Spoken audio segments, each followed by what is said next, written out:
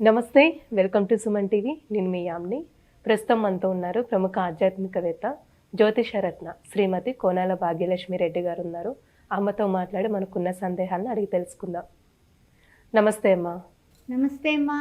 అమ్మ, మీరు ప్రతి నెల అయితే 12 రాశుల గురించి తెలియజేస్తారు, వాళ్ళకి సంబంధించిన పరిహారం కూడా తెలియజేస్తారు. కాబట్టి ఈ ఆగస్టు నెలలో అసలు ఏ విధంగా ఉంటుందమ్మా? ఆగస్టు నెల అంటేనే శ్రావణ మాసం. శ్రావణ మాసంలో ఏ విధంగా ఉంటుంది? ద్వాదశ రాశుల వారికి చాలా ఆనందంగా వాళ్ళకి జరిగేటటువంటి శుభ పరిణామాల గురించి మనం ద్వాదశ రాశుల వారికి చెప్పుకుందాం. మాస ఫలాలు కార్యక్రమానికి స్వాగతం, సుస్వాగతం. అయితే ద్వాదశ రాశుల వారికి ఏ విధంగా ఉంది? గ్రహాల యొక్క స్థితిగతుల్లో మార్పులు చేర్పులు తెలుసుకుందాం. మరి చూసినట్లయితే మనకి 5వ తారీఖున బుధుడు వక్రగతిన వెళ్తున్నాడు. ఆ తర్వాత మనకి చూసినట్లయితే రవి సంక్రమణం సింహరాశిలోకి 16వ తారీఖున జరుగుతుంది యథావిధిగా. తర్వాత శుక్రుడు చూస్తేనేమో 24న కన్యారాశిలోకి, కుజుడు చూస్తే 27వ తారీఖున మిథునంలోకి కూడా ప్రయాణం చేయబోతున్నారు. ఈ మాసంలో అంటే ఈ శ్రావణ మాసంలో ముఖ్యంగా 1/8/2024 నుంచి 31/8/2024 వరకు ఈ యొక్క మాస ఫలాలు కార్యక్రమంలో ఇవి విశేషాలు ఏ విధంగా ఉండబోతున్నాయి ద్వాదశ రాశుల వారికి అనే విషయాల్ని చాలా చక్కగా మనము అందరికీ కూడా తెలుసుకుని అందరికీ చెప్పుకుందాం. అమ్మ, ఇప్పుడు కన్యారాశి వారికి ఆగస్టు నెలలో ఏ విధంగా ఉంటుంది అసలు? ఆగస్టు నెలలో కన్యారాశి వారి కన్యలో ఉన్నటువంటి మనకి ఉత్తర 2, 3, 4 పాదాలు, హస్త నక్షత్రం, చిత్త ప్రథమ ద్వితీయ. ఈ ముఖ్యంగా ఏమిటంటే ఈ కన్యారాశి వారికి కొన్ని విషయాల్లో విఘ్నాలు లేకుండా ముందుకు వెళ్ళాలి అనేటటువంటి ఆలోచన చేస్తూ ఉంటారు. కానీ కొంతవరకు 7th హౌస్లో రాహు ఉండడం వల్ల కొన్ని అంటే ఏంటంటే మన భార్యాభర్తలు ఇలాంటి కొన్ని విషయాల్లో కాస్తంత వాగ్వివాదాలు ఇలాంటివి చిన్నగా జరుగుతూ ఉంటాయి. వాటిని అధిగమించినట్లయితే మీ అంతటి గొప్పవాళ్ళు ప్రపంచంలో లేరు. అలాగే భాగస్వామి వ్యవహారం, భాగస్వామి వ్యాపారం అలాంటి విషయాల్లో కూడా కొంచెం జాగ్రత్తగా ఉండండి. ఇందువల్ల మన మాటే మనకి శత్రువుగా మారేటటువంటి ప్రమాదం ఉంది. కారణం ఏమిటంటే రవి చూస్తే 12th హౌస్లోకి వచ్చేస్తున్నాడు కన్యారాశి వారికి. దాని వలన తర్వాత బుధుడు రాశ్యాధిపతి అందులో ఉన్నా అది 12వ ఇల్లు అయిపోయింది. ఆయన పాపం ఏం చేయలేడు, వక్రగతిన ఉన్నాడు. తర్వాత శుక్రుడు చూసినట్లయితే కనుక ఆయన కూడా ద్వితీయాధిపతి మనకి అయినప్పటికీ కూడా సంపత్తునిచ్చేవాడే కానీ అయినప్పటికీ కూడా మనకి పరిస్థితి 12th హౌస్లో పడ్డాడు. అందువల్ల కన్యారాశి వారికి కొంచెము కొన్ని విషయాల్లో దూసుకుపోయేటటువంటి షష్టమంలో కుజుడు వస్తాడు కాబట్టి కొన్ని విషయాల్లో పర్వాలేదు. అయినప్పటికీ కూడా కన్యారాశి వారికి కొన్ని విషయాల్లో కాస్త ఇబ్బందులే కనపడుతున్నాయి. అంటే ఏంటంటే కనుక అష్టమ కుజుడల్లా అదేంటి నవమంలోకి వెళ్ళాక కాస్త బెస్ట్ అనిపించేటటువంటి పరిస్థితులు గోచారరీత్యా కనిపిస్తున్నాయి. అయినప్పటికీ కూడా కొంచెము శుభములు అనేవి కుజుడు మార్పు వలన అంటే ఏమిటి? కుజుడు ఎప్పుడు వెళ్తున్నాడు? నెలాఖరు వరకు వెళ్ళట్లేదు. అప్పుడు శుభాలనేవి కనపడతాయి. నెలాఖరుస్తులకు పిడి సంబంధాలు కుదరడం టకటక. అదేవిధంగా అప్పటికప్పుడే తాంబూలాలు పుచ్చేసుకోవడం, లేకపోతేనేమో ముహూర్తాలు ఏమన్నా ఉన్నాయా ఏమిటి అనేసి అనుకోవడం. అంటే నవంబర్ కన్నా ముహూర్తాలు, అక్టోబర్ నవంబర్ కన్నా ముహూర్తాల విషయంలో ముందుకు వెళ్ళటం. అలా శుభకార్యాది విషయంలో మీరు ఎప్పుడైతే కుజుడు మారాడో వెంటనే మీ ఇంట్లో శుభమైనటువంటి గురువు యొక్క బలము అష్టమంలో ఉన్నప్పటికీ కూడా నవమంలో కుజుడు మారగానే మీరు కొంచెం దూసుకెళ్ళిపోయే ఉత్సాహం పెరుగుతుంది.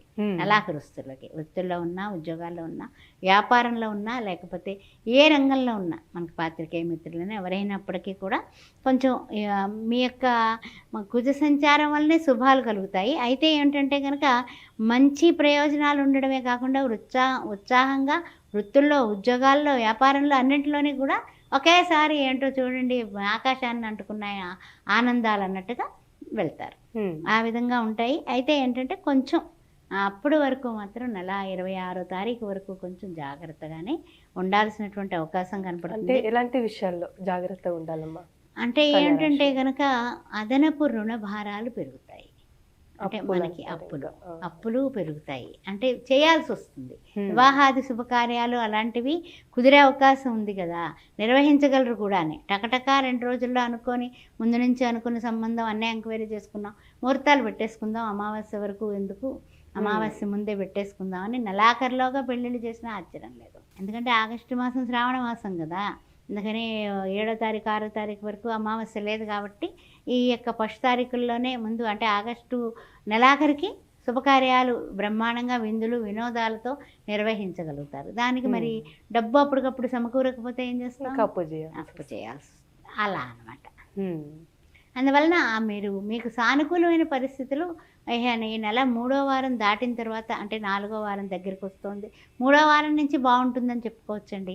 అప్పటి వరకు కొంచెం జాగ్రత్తగా ఉండండి, చాలా సరిపోతుంది.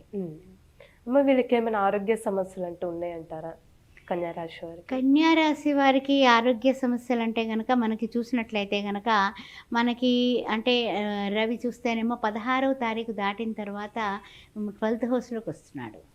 అందువల్ల అనారోగ్య సూచనలు, ఆరోగ్యరీత్యా కూడా డబ్బు ఖర్చు పెట్టాలి. 16 తర్వాత అంటే ఈలోగానే మనం సూర్య నమస్కారాలు మొదలు పెట్టేసుకుంటే రవి వలన వచ్చేటటువంటి ఆరోగ్యం భాస్కరాది ఇచ్చేది అంటాం కదా. అందువల్ల ఆ అనారోగ్య పరిస్థితులను అధిగమించగలుగుతాం. 1. 2 ఏంటంటే మీరు గోధుమ రొట్టెలు చేసి చపాతీలు లాంటివి కుక్కలకి, నల్ల కుక్కలకి ఎక్కువ వేస్తే కనుక కొంచెం పంచదార చల్లేసి కాస్త నెయ్యి వేస్తూ ఉంటే మీకు అనారోగ్య పరిస్థితుల్ని మీరు తీసేయగలుగుతారు. ప్లస్ ఆదివారం పూట అన్నదానం చేయండి. ఆదివారం పూట సూర్య నమస్కారమే కాకుండా పరమాన్నం వండి 10 మందికి పంచండి. ఏం అక్కర్లా, బెల్లం వేసినటువంటి పాలు వేసినటువంటి పరమాన్నం వండడం, ఆ మాత్రం చక్కగా పొట్లాలు కట్టుకోవడం, 10 పొట్లాలు పంచండి. అనారోగ్య పరిస్థితుల్ని మీరు అధిగమించగలుగుతారు. మంచి పరిహారం తెలియజేస్తారమ్మా, ధన్యవాదాలు. ఓం శ్రీ మాత్రే నమః. ఆస్ట్రో భాగ్యలక్ష్మి అనే ఈ ఛానల్ని సబ్స్క్రైబ్ చేశారా? చేయకపోతే వెంటనే చేయండి.